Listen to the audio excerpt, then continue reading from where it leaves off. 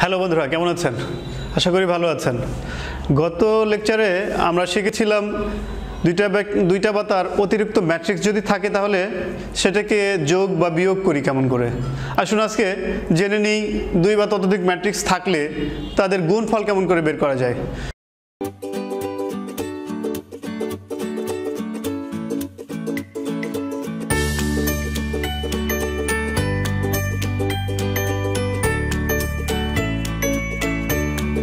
এখানে কোশ্চেনে বলা হয়েছে যে যদি a is equals to 3 minus 4 2 minus 2 1 0 minus 1 minus 1 1 এবং b is equals to এই ধরনের একটা ম্যাট্রিক্স হয়, তবে দেখাও যে ab is equals to ba is equals to I।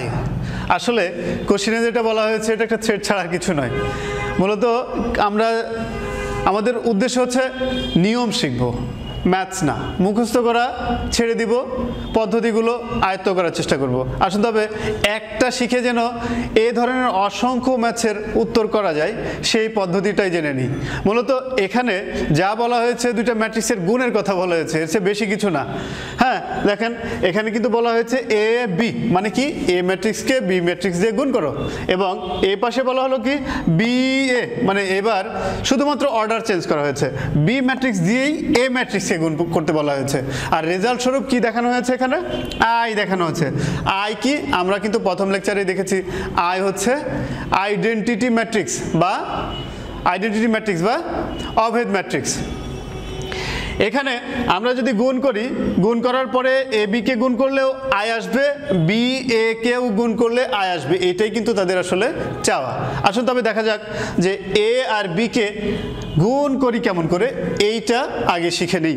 তাহলে এ বি আমরা কিন্তু কোশ্চেন লিখবো না, সরাসরি চলে যাব উত্তরে। এ বি, এখানে এ দেওয়া আছে, বি দেওয়া আছে, জাস্ট এ বি লিখে এ এর জায়গায় এ এর যে উপাদানগুলো সেগুলো, আর বি এর জায়গায় বি এর উপাদানগুলোকে বসিয়ে দিলাম। এবার আসুন গুণ করি। তাহলে গুণ করার জন্য কি করতে হবে? ম্যাট্রিক্সের গুণ করার জন্য কিন্তু আমাদের একটা শর্ত আছে। ম্যাট্রিক্সের সব ম্যাট্রিক্সের কিন্তু গুণ সম্ভব না। কোন কোন ম্যাট্রিক্সের গুণ সম্ভব আসুন সেটা একটু জেনে নিই। দুইটা ম্যাট্রিক্সের বা দুইয়ের অতিরিক্ত ম্যাট্রিক্সে যখন গুণ করতে যাব, মূলত আমরা দুইটা করে ম্যাট্রিক্সের গুণ করব। তাহলে প্রথম ম্যাট্রিক্সটার কলাম আর দ্বিতীয় ম্যাট্রিক্সটার রো যদি সমান হয়, কেবল তখনই ম্যাট্রিক্সের গুণ সম্ভব। আসুন এইটা আগে যাচাই করে নিই যে আমাদের যে দুইটা ম্যাট্রিক্স দেওয়া আছে সেই দুইটার ম্যাট্রিক্সের গুণ সম্ভব কি না, গুণনযোগ্য কি না। এখানে দেখা যাচ্ছে যে 1 নাম্বার ম্যাট্রিক্সের রো কত? 1 2 3 এবং কলাম 1 2 3। অনুরূপভাবে দ্বিতীয় ম্যাট্রিক্সের কিন্তু 1 2 3 1 2 3। সুতরাং দেখা যাচ্ছে যে এই ম্যাট্রিক্সটার কলাম হচ্ছে 1 2 3, দ্বিতীয় ম্যাট্রিক্সটার রো হচ্ছে 1 2 3, যা সমান। শর্ত কি ছিল? শর্ত ছিল প্রথম ম্যাট্রিক্সটার কলাম আর দ্বিতীয় ম্যাট্রিক্সের রো এর সংখ্যা যদি সমান হয় তাহলে কিন্তু গুণ সম্ভব। এখানে কিন্তু গুণ করতে আমরা পারবো, কারণ প্রথম ম্যাট্রিক্সটার কলাম আর দ্বিতীয় ম্যাট্রিক্সের রো সমান। আসুন এবার গুণ করি। তো গুণ করতে গেলেই প্রথমে আমরা যেটা খুব জানা আবশ্যিক সেটা হলো প্রথম ম্যাট্রিক্সের রোগুলোকে দ্বিতীয় ম্যাট্রিক্সের কলামগুলো দ্বারা গুণ করতে হবে। হ্যাঁ, এখানে তাহলে প্রথম ম্যাট্রিক্সের 1 নাম্বার রো হলো 3 -4 2 এবং দ্বিতীয় ম্যাট্রিক্সের 1 নাম্বার কলাম হলো 1 2 3। তাহলে 3 -4 এবং 2কে গুণ করতে হবে 1 2 3 এই সংখ্যাগুলো দ্বারা। আসুন গুণ করি। তাহলে 3 × 1 3 × 1 প্লাস, সূত্রের প্লাস, এবার -4 × 2 -4 × 2 প্লাস 2 × 3। অনুরূপভাবে এই কলাম এই রোটা দিয়ে দ্বিতীয় কলামকে গুণ করব 3 × 2 প্লাস -4 × 5 প্লাস 2 × 7। এভাবে এই রোটা দিয়ে এই সারিটা দিয়ে তৃতীয় কলামকে গুণ করব 3 গুণন -2, এভাবে -4 × -4 প্লাস 2 × -5। এভাবে দ্বিতীয় সারিতে চলে যাব প্রথম ম্যাট্রিক্সের দ্বিতীয় সারিকেও প্রত্যেকটা কলাম দিয়ে গুণ করব, যেমন করে 1 নাম্বার সারি দিয়ে প্রত্যেকটি কলামকে গুণ করলাম। আসুন তবে গুণ করে নিই। -2 × 1 প্লাস 1 × 2 প্লাস 0 × 3, এভাবে -2 × 2 plus 1 × 5 plus 0 × 7, similarly -2 × -2 plus 1 × -4 plus 0 × -5, এভাবে তৃতীয় রো দিয়েও আমরা গুণ করব এই তিনটি কলামকে। তাহলে -1 × 1 প্লাস -1 × A2 প্লাস 1 × A3, অনুরূপভাবে -1 × 2 প্লাস -1 × A5, এরপর 1 × 7, 1 × 7, অনুরূপভাবে এই রোটা দিয়ে তৃতীয় কলামকে -1 × 2 প্লাস -1 × -4 প্লাস 1 × -5, এবার গুণ করে দিই প্রত্যেকটা। তাহলে 3 × 1 3, মাইনাসে প্লাসে মাইনাস, 4 × 2 8, 2 × 3 6, অনুরূপভাবে 3 × 2 6, -4 × +5 -20, 2 × 7 14, plus 3 × -2 -6, -4 × -4 plus 16, 2 × -5 -10.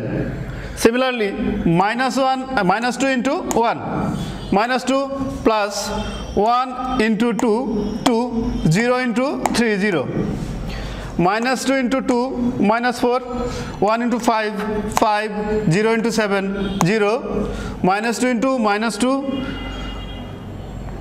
plus 4, 1 × -4 -4, 0 × -5 0, অনুরূপভাবে -1 × 1 -1, -1 × 2 -2, 1 × 3 3, -1 × 2 -2, -1 × 5 -5, 1 × 7 7, -1 × -2 plus 2, -1 × -4 plus 4, 1 × -5 -5, এরপর যোগ বিয়োগ করে নিই।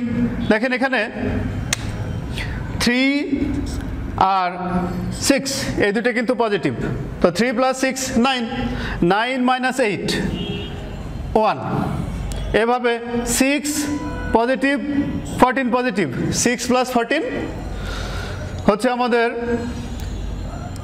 20 প্লাস 20 -20 0, অনুরূপভাবে দেখেন -6 -10 -16 প্লাস 16 0, এখানে -2 + 2 0, -4 + 5 1, -4 + 4 0, -1 -2 -3 + 3 0, -2 -5 -7 + 7 0, 2 + 6 2 + 4 6, -5 1।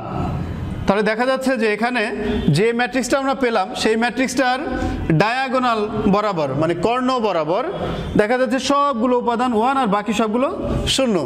এই ম্যাট্রিক্সেই কিন্তু আমরা বলি অভেদ ম্যাট্রিক্স বা আইডেন্টিটি ম্যাট্রিক্স, যেটাকে সবসময় আই দ্বারা প্রকাশ করা হয়।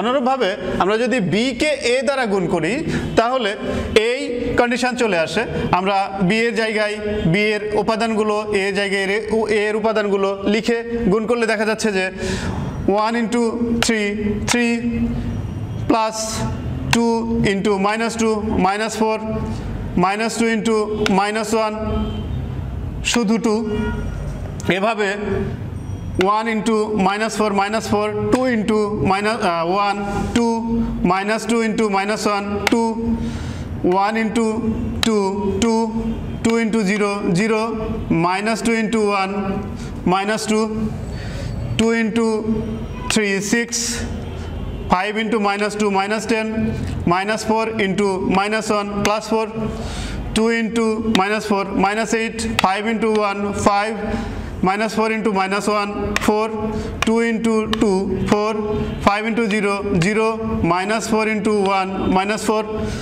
অনুরূপভাবে 3 into 3 minus 3 into 3 9, 7 into minus 2 minus 14, minus 4 into minus 1 5, 3 into minus 4 minus 12, 7 into 1 7, minus 5 into minus 1 5, 3 into 2 6, 7 into 0 0, minus 5 into 1 minus 5. এরপর যোগ বিয়োগ করলে দেখা যাচ্ছে এখানে পজিটিভ 3 পজিটিভ 2 5, 5 minus 4 1, এখানে positive 2 plus 2 4 minus 4 0, 2 minus 2 0, 6 positive plus 4 positive, 10 minus 10 0, এখানে minus 8 আর positive হচ্ছে 9, সুতরাং 1 plus 4 minus 4 0, 9 plus 5 14, minus 14 0, 7 plus 5 12, minus 12 0, 6 minus 5 1. এখানেও দেখা যাচ্ছে যে ম্যাট্রিক্সটা আমরা রেজাল্টের হিসেবে পেলাম সেই ম্যাট্রিক্সটা কিন্তু আইডেন্টিটি বা অভেদ ম্যাট্রিক্স, যেটাকে আমরা আই দ্বারা প্রকাশ করে থাকি। সুতরাং কি পেলাম আমরা এখান থেকে, যেটা পেলাম এ দিয়ে বি কে মাল্টিপ্লাই করার পরে যে রেজাল্ট আই সেটা, এবং বি কে দিয়ে এ কে যখন মাল্টিপ্লাই করছি তখনও কিন্তু একই রেজাল্ট আই পাচ্ছি। সো আমরা লিখতে পারি A B is equals to B A is equals to I. এটাই ছিল আসলে আমাদের এই প্রশ্নের উত্তর, যেখানে A B is equals to B A is equals to I অনেক কথাই বলা হয়েছে। মূলত এটা ছিল দুইটা ম্যাট্রিক্সের গুণনের একটা সমস্যা, যার সমাধান এইভাবে আমরা খুব সহজেই করতে পারি। এভাবে যে কোনো গুণন সম্বলিত প্রশ্নের উত্তর আমরা খুব সহজেই এই নিয়ম মেনে করতে পারি। ধন্যবাদ।